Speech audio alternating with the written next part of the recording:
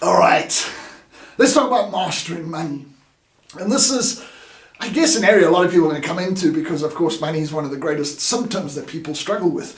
But we need to understand that the whole way we think around money, you think when I talk about mastering money, I'm going to answer the question, how do we make more money? Well, we're going to talk about that more in marketing and sales. But at the end of the day, we have to master how money flows in and out of our business, because there's a great saying which I can honestly testify myself is 100% true, and that is the better you manage money, the more money you get to manage.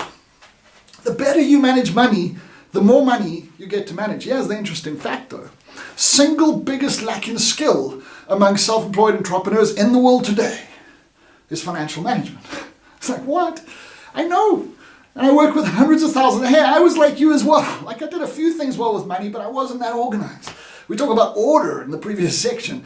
In money, it's one of the most critical components. Listen, the better we manage it, the more we get to manage. Money is like an energy. It flows to where it is respected and organized, and it flows away from chaos.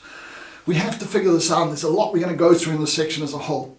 I want to just really put the cornerstone of this context into context, or this concept into context, so that you can really understand how fundamentally wrong you often do it. And that is to understand that the financial purpose of a business is to create profit. Profit, not money. And you're going like, what do you mean, Brian? We've got to make money to make profit. Yes, but you're focusing on making money and you're making no profit. And for some of you going, what is profit?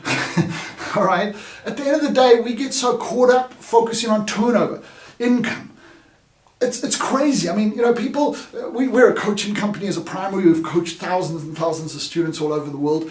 And of course, we've trained hundreds of thousands of students. And people in our coaching will come along and they'll say, Brian, or to one of our coaches, my greatest challenge is my cash flow. I need to increase turnover. I need to increase my income. I need to make more money. Almost never. And I can think of one incident personally. Do people come in and say, Brian, I need to increase my profit? We are focusing on just making money. And what do we do when we make more money? We spend it. We are conditioned to spend. Here's the crazy thing, there's a thing called Parkinson's second law that says your expenses will always rise to meet your income. And so if we just focus on making more money, we may get it right.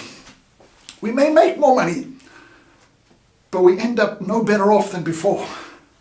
And I always joke that I'd rather have a business doing R1 million or $100,000 and making no money, as in no profit, than have a business doing 10 million rand or $1 million and making no profit. Because the one doing $1 million or 10 million rand, it's more work. It's more work, and you're still making no money. This is the crazy thing. We work with people that have 50 million rand, $10 million turnovers. We work with people that are really just starting out with $1,000 turnovers. And at the end of the day, there's not that much difference. Maybe a bigger house, a bigger infrastructure, but in terms of financial independence, there's not a lot of difference. We need to understand this. We are terribly conditioned with how we work with money. And this is just one of the incidences that we're really talking about, but it's a critical one, because the whole strategy around creating profit is completely different to the strategy of simply making money.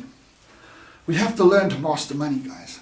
And not only in business in terms of how money flows in and out of a business, but in life as well, and how money flows in and out of a life. In fact, your personal wealth is really more likely to come from your investments into assets than it is from your business one day.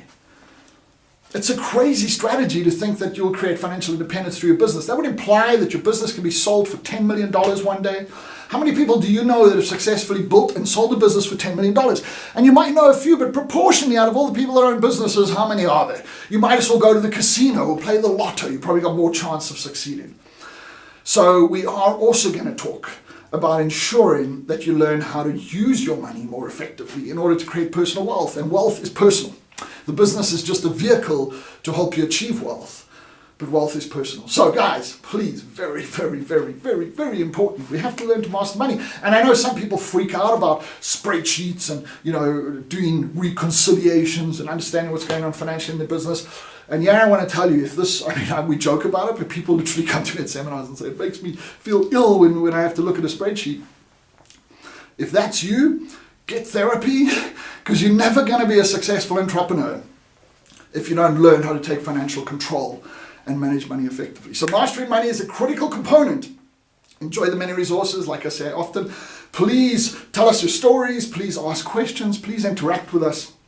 We'd love to hear from you. It's Brian Walsh. I'll catch you soon. Ciao for now.